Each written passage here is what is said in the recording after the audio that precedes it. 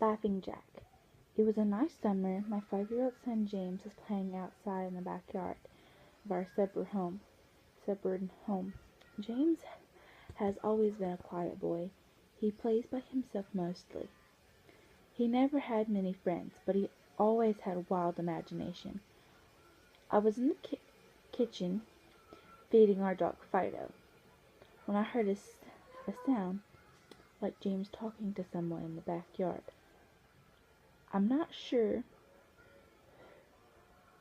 who it was he could be talking to. Could he have finally made a friend? Being a single mom, it's hard to always keep an eye on my son. So I decided to go outside and check on him. I went into the backyard and I was a bit confused because James was the only person back there. Was he talking to himself? I could have sworn I heard another voice. James, it's time to come inside. I called out to him. He came inside and sat down at the kitchen table. It was about lunchtime, so I decided to make him a turkey sandwich.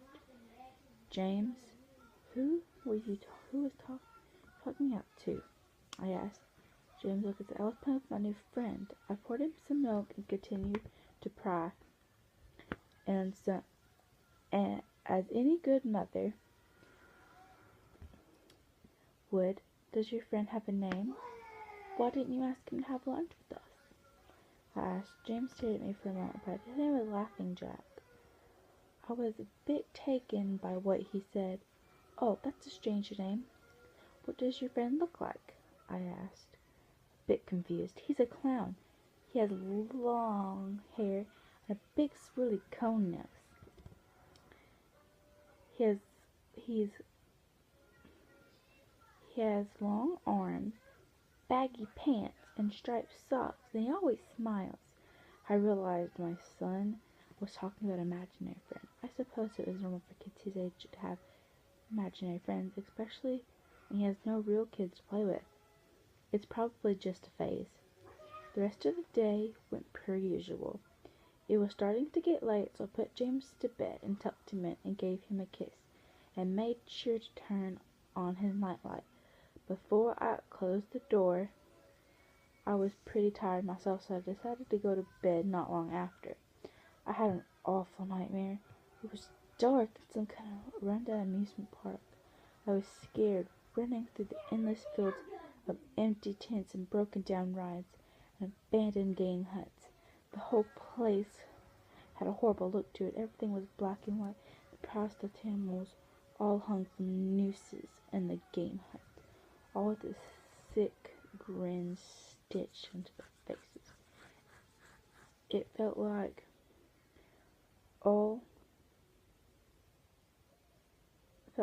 the whole park was looking at me, even though there wasn't any other living thing in sight.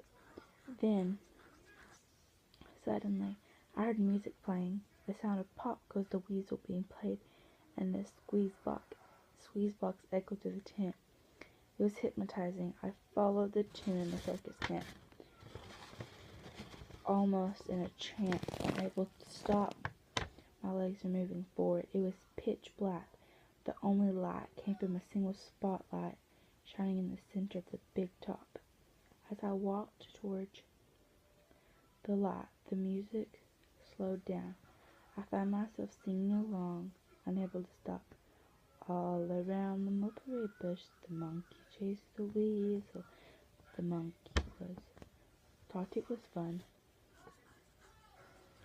The music stopped right before its climax, and suddenly the light shot, and intense of the lights was practically blinding. All I could see was a dark silhouette shuffling towards me. Then another and then another. There were dozens of them, all coming towards me. I couldn't move. My legs were frozen. All I could do was watch as the haunting figures drew near. As they got close, I could see they were children. As I looked at their bodies, others were severely burnt. But, oh. As I looked at each one, I noticed that they were horribly disfigured and mutilated. Some had cuts all over their bodies, others were severely burned, and others were missing limbs. even eyes. The children engulfed me, clawing at my flesh, dragging me to the ground, tearing inside me. As the children tore me apart, I faded away. All I could hear was horrible, evil laughter. I woke up the next morning in a cold sweat. After taking a few deep breaths, I looked and saw Hugh James' action strange position facing me on top of my night's end. I sighed. James had probably woken up and put them there. I gathered up the toys and made my way to James' rooms. However, when I opened the door, James was sound asleep. I shook and placed the toys head down to breakfast.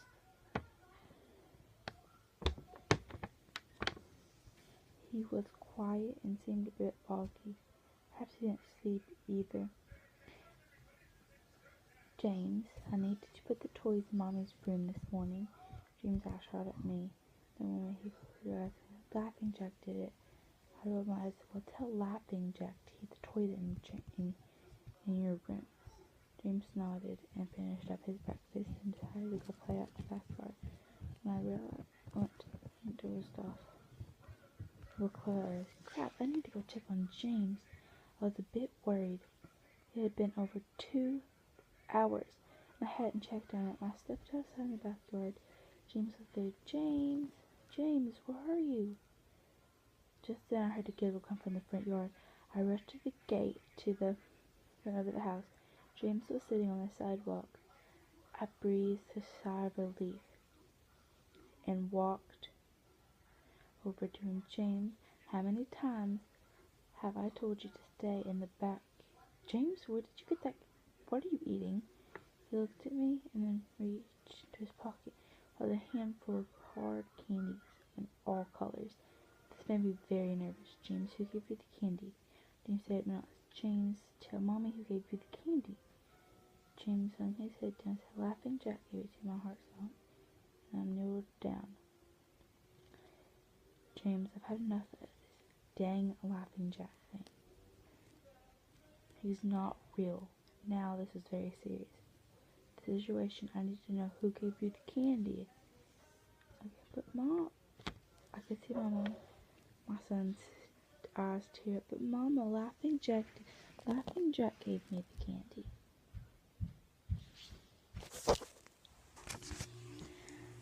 I closed my eyes and took a deep breath. James had never lied to me, but what he's telling me is impossible. Fine. Maybe I'm just overreacting. After all, he could have gotten it from Tommy and Linda from next door, or Mr. Walker down the street either. I'm going to have a close eye on him, on James. That night I put James to bed as usual, and decided to go to bed early myself. Suddenly I woke up with a loud bang coming from the kitchen. I sprang out of the bed and hurried downstairs. When I got to the kitchen, I was horrified. Everything on the counters had been thrown to the floor, and our dog Fido hung dead from the light fixture. His stomach was cut out and stuffed full of candy, the same that James was eating earlier that day.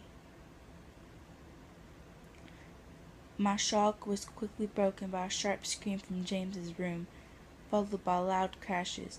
I grabbed a knife from the drawer and moved upstairs with the speed that only a mother uses in her child in danger could have. I burst to the door and flicked on this. Everything was knocked over. My poor son is in his bed crying and shaking in fear. A pool of urine stained his sheet. I scooped up my child and ran out of the house and went next door to Tom and Linda's house. Luckily, they were still awake. They let me use their phone, and I called the police. It didn't take them long to arrive. I explained what happened, and they looked at me if I were crazy. They searched the house, and they found the dead dog in 2 trash rooms. The police officer told me that someone had probably gotten into the house and done this right before making a quick escape when they had heard me coming up the stairs. I knew it wasn't true. All the doors in the house were locked. None of the windows are open. Whatever was in my house didn't come from outside. The next day, James stayed inside. I didn't want him to leave my sight. I went into the garage and found his old baby monitor and set it in his room. If anything comes into his room tonight, I was going to be able to hear it. I went to the kitchen and grabbed the largest knife in my drawer and put it on my nightstand. Ordinarily, imaginary friend or not, I'm not letting anything hurt my little boy. Soon enough, night came. I put James to bed. He was afraid, but I promised him that I wasn't going to let anything happen to him. I tucked him in and gave him a kiss and turned on the nightlight. Before closing the door, I whispered to him, "Good night, James. I love you." I tried to stay up as long as I could. A few hours drifted off. My baby will be safe tonight, and I needed sleep. As I laid my head on a pillow, I heard a soft noise come from the baby bottle, and it sounded like an infinite, like a radio. It turned to a soft moan. Was James sleeping? Then I heard the laugh from my nightmare, that horrible laugh. I sprung up from my bed, grabbed the knife from under my pillow, rushed James in. As I creaked the door open, I turned the night switch, but it wouldn't come on. I stepped into the room, and I could feel warm feet. Suddenly, James' nightlight came on, and I could see the horrific scene laid out in front of me. James' body was nailed to the wall, piercing his hands and feet. His chest was cut wide open, organs hung down to the floor. His eyes and tongue had been removed, along with most of his teeth. I was disgusted. I could hardly believe that this was my baby boy. I heard it again. Soft, desperate moan. James was still alive. My baby boy. I heard it again. In pain, barely clinging to life, I crossed the floor and vomited on the floor. My sickness took from behind me. I spun around to see wiping bile from my mouth. The shadows emerged. The fiend responsible for this horror, Laughing Jack. His ghost white skin, matted black hair hung down to his shoulders. He had piercing white eyes surrounded by dark black rings. His twisted smile revealed a sharp row of jagged teeth. His skin didn't look like skin at all. It almost looked like rubber or plastic. He wore a patchy black and white clown outfit with striped sleeves and socks.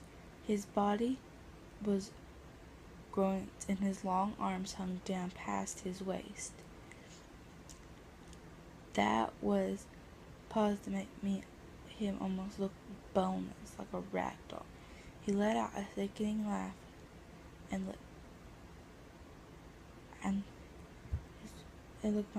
he was pleased with my reaction to his work. Then turned slowly in James' horrific sight. He made out loud, listening for me to shake in terror. I snapped, "Get away from him, you!" I rushed at the monster with the knife above my head and stabbed down at him. As soon as the knife touched him, he disappeared in a black cloud of smoke. The knife pierced right through James's still beating heart, splashing warm blood on my face. Oh, what have I done? My baby. I killed my baby. I immediately fell to my knees and could hear signs in the distance. My boy, my sweet baby boy. Mama promised that nothing would ever happen to you. But I failed. I'm sorry, James. I'm so sorry. The police soon arrived from me, still wielding the knife covered in my baby's blood. The trial was short and I was placed and repaired to the house. Hey, that's where I've been for the past 2 months. It's not so bad here. The only reason I'm awake now is because someone was playing Pop with the Weasel outside my window. I'll talk to the orderlies about it in the morning.